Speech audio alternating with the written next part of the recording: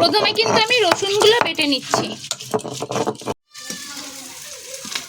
কাঁকড়াগুলো কিন্তু ভাজা হয়ে গেছে, এবার কাঁকড়াগুলো কিন্তু আমি তুলে নেব। দেখো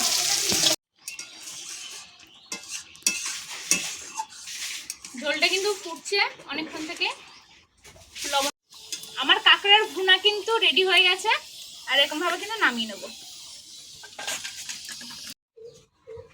নমস্কার বন্ধুরা, আমি মনীষার রান্নাঘরে তোমাদেরকে অনেক অনেক অনেক স্বাগত। আজও চলে আসলাম নতুন একটা রেসিপি নিয়ে। তো আজকে চলে এসেছি কাঁকড়ার রেসিপি নিয়ে। তোমাদেরকে কাঁকড়া কিভাবে কাটতে হয় সেটা আজকে দেখাতে পারলাম না। কালকে মা বিকালবেলা পাড়ায় এসেছিল কাঁকড়া, সেখান থেকে কাঁকড়া নিয়েছে। আর এই দেখো মা কিন্তু কেটে বেছে সেদ্ধ করে রেখে দিয়েছে। আর দেখেছো, দেখো কতটার মধ্যে হয়েছে, কতটা ঘিলু হয়েছে, দেখো পুরো লাল হয়ে রয়েছে। এত দারুণ লাগবে এই কাঁকড়া খেতে। তো চলো আজকে রেসিপিটা দেখানো যাক তোমাদের সাথে। তো চলো। আর মা দেখো এখানে টমেটো কেটেছে, পেঁয়াজ কেটেছে, আদা রসুন সব কেটে দিচ্ছে। আর ওদিকে এখন কিন্তু লঙ্কাগুলো বেছে দিচ্ছে। আর এগুলো কিন্তু আমি এখন শিলে মশলাগুলো বেটে নেবো। তো চলো, রান্না উনুনে কড়াইটা বসানো আছে, বেশি তেতে গেছে বলে নিচে নামিয়ে দিল মা। আর এখন চলো রান্নাটা করে নেওয়া যাক। তার আগে আমি মশলাগুলো বেটে নিই। প্রথমে কিন্তু আমি রসুনগুলো বেটে নিচ্ছি। এবার কিন্তু আমি জিরে আর মরিচটাও বেটে নিচ্ছি। এবার কিন্তু এটার মধ্যে একটু কয়েকটা এলাচ আর দারচিনি আর দুটো লবঙ্গ দিয়ে দিলাম। এর মধ্যে একসাথে বেটে নেব, তাহলে আর পরে আলাদা করে বাটতে হবে না।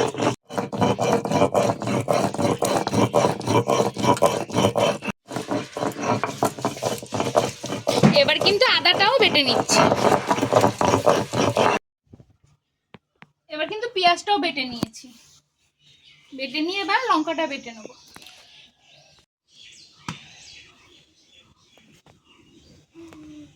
এবার কিন্তু কড়াইটাতে তেল দিয়ে দিই। আচ্ছা, এবারে তেলটা গরম হয়ে গেছে। আর এবার কিন্তু আমি এই কাঁকড়াগুলো দিয়ে দেবো।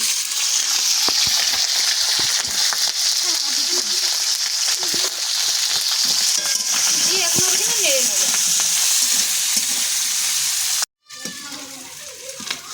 কাঁকড়াগুলো কিন্তু ভাজা হয়ে গেছে, এবার কাঁকড়াগুলো কিন্তু আমি তুলে নেব। দেখো, আর কালারটা দেখো, তেলের কালার। এই তেল দিয়েও কিন্তু পেঁয়াজ রসুন দিয়ে ভাজলে কিন্তু এক থালা ভাত খাওয়া হয়ে যায়। দেখো কাঁকড়ার গিলুগুলো ফাটছে। দেখো সর্ষের তেলের মধ্যে কিন্তু এবার পেঁয়াজ দিয়ে দিলাম। পেঁয়াজটা একটু লাল লাল করে ভেজে নেব। পেঁয়াজটা একটু লাল লাল করে ভেজে নেব।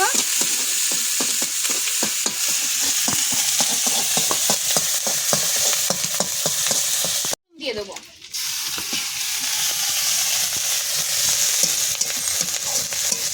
রসুনটা দিয়ে এবার আদা জিরে আর কাঁচা লঙ্কাটা দিয়ে দেবো। আর গোলমরিচ গরম মশলা একই সাথে বেটে নিয়েছি, সেটাও দিয়ে দিচ্ছি।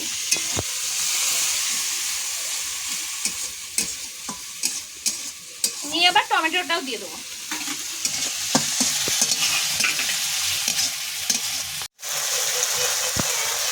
এবার কিন্তু লবণ দিয়ে দিলাম, আর দিয়ে দেবো হলুদ। দিয়ে এবার কিন্তু নেড়ে নেবো।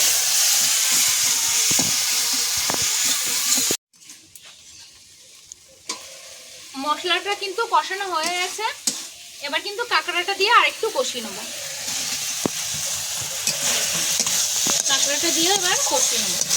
এবার অল্প অল্প করে জল দেবো।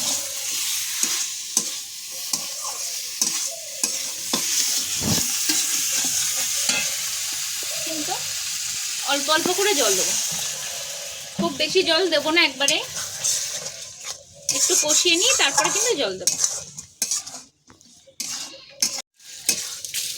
কাঁকড়াটা কিন্তু দেখো কষানো হয়ে গেছে, কালারটা কি দারুণ এসেছে। এবার কিন্তু আমি জলও দিয়ে দেবো। খুব বেশি জল দেবো না, কারণ কাঁকড়াটা কিন্তু আগে থেকেই সেদ্ধ করে রাখা ছিল। কাঁকড়া চিংড়ি মাছ এগুলো কিন্তু বেশিক্ষণ লাগে না সেদ্ধ হতে। অল্প করে জল দিয়ে দিচ্ছি, এটা ফুটে উঠলে নামিয়ে নেব।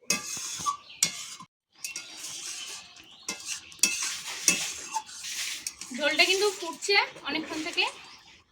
লবণটা দেখে নিই। টমেটো ঠিকঠাক আছে। এবার কিন্তু নামিয়ে নেব।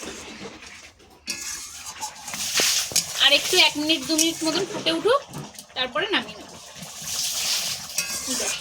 কালারটা কিন্তু দারুণ এসেছে। আর এইরকম কাঁকড়া হলে 1 থালা ভাত নিমেষে শেষ হয়ে যাবে।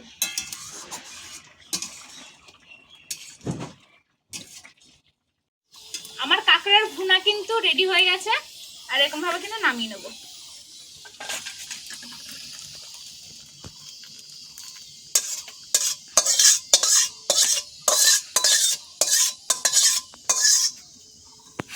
তো তোমাদের আজকের কাঁকড়ার ভুনার রেসিপি কেমন লাগলো তোমরা কিন্তু অবশ্যই কমেন্টে জানিও। যদি ভালো লেগে থাকে বাড়িতে অবশ্যই ট্রাই করে দেখো একবার, ভালো লাগবে। আর যদি ভালো লেগে থাকে প্লিজ লাইক কমেন্ট শেয়ার করো। আর যারা এখন সাবস্ক্রাইব করোনি প্লিজ সাবস্ক্রাইব করে দিও। তো আজকের মতন রান্নাটা এখানেই শেষ করছি। তো চলো অন্য কোনো দিন অন্য কোনো ভিডিওর সাথে আবারও তোমাদের সাথে দেখা হবে। তো আজকের মতন বিদায় জানাচ্ছি। আর ততক্ষণ তোমরা কিন্তু ভালো থেকো, সুস্থ থেকো। তো টাটা সবাইকে।